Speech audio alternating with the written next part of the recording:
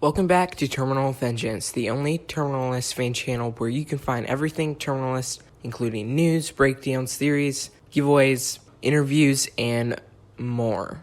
The finale of The Terminalist has some huge implications and hints for the future of James Reese in future seasons. After Reese completed his list with Secretary Hartley, he was texting Katie. He told her that her story actually did some good, and he asked her about the final profiteer of the drug. While he's texting her, you can see a TV in Katie's hotel room of Congress, and it says that there's sweeping reform at the Pentagon. So just Reese and Katie and all of this, it seems like it was small, but it had far bigger implications. Reese tells Katie that she needs to stop looking for him, and she says that won't happen. Katie tells Reese that the final bank is in Peru. Ben isn't living so bad for a fugitive. He's surfing in Peru, and he has his sailboat. When he gets inside, he senses that Reese is there. They have a really deep discussion about how Ben didn't want Reese to suffer and die of the tumor, but also Reese asks him if this was because of him or because of $20 million. And they had a really deep discussion, and they both had teary eyes. Ben showed Reese his newest tattoo, which is a bone frog, which symbolizes a fallen frogman. Bone frog. It's the way seals honor their fallen.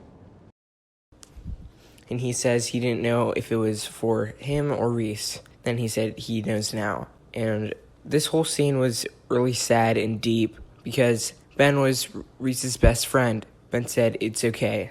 Let's finish the list." And during this time, Reese finally remembered his memory of the drawing that he wrote the list on and how he's talking to his family. Reese kisses the picture and he drops it in the ocean, symbolizing that he's going to start trying to move on.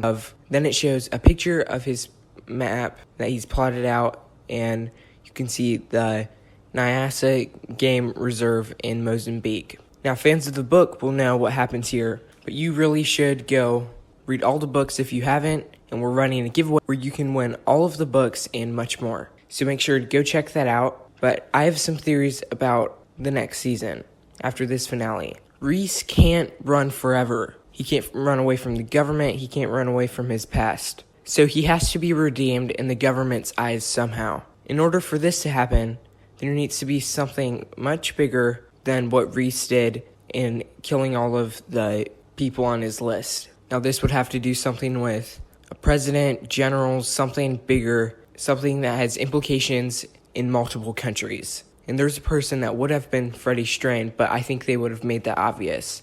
So, my theory is that someone close to Reese, someone who has some ties, would have to go recruit him to help the government out, where Reese would be a huge help to them. Now, this would be something where he worked with someone or something like that. And the person I think that they will get to recruit Reese would be FBI Special Agent Tony Lan. I think this would make sense because after his work in this case, he would be able to get a bigger job in maybe the CIA or something like that. And then he would be tasked with recruiting Reese later on because of his past history.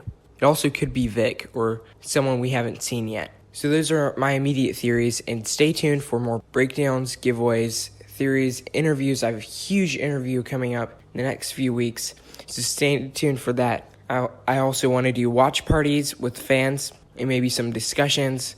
I'm going to start breaking down episode by episode and try to post that at least once a week. Thank you so much for watching. Make sure to like, share, comment, and subscribe. See you next time on Terminal Vengeance.